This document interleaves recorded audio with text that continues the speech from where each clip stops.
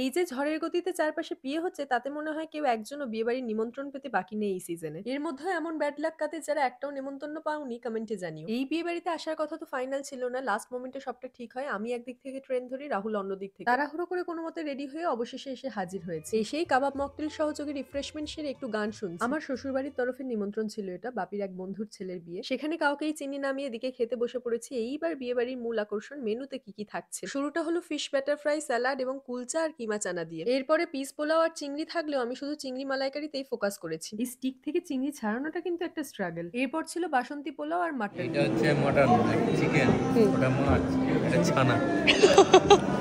ওরাও ভাবছে কোন টেবিলে বসছে। একদম। আমাদের টেবিলে ৪ জন তো ৪ রকম নিয়েছে। এরপর যেমনটা থাকে চাটনি, পাঁপড়, মিষ্টি। এর মধ্যে কেশর ভোগটা আমার দারুণ লেগেছে। সবশেষে আইসক্রিম আর পান দিয়ে শেষ করলাম আমাদের বিয়েবাড়ির খানাপিনা। ভিডিওটা ভালো লাগলে লাইক, কমেন্ট, শেয়ারের পাশাপাশি সাবস্ক্রাইব এন্ড ফলো করতে ভুলো না। Catch match, stay tuned.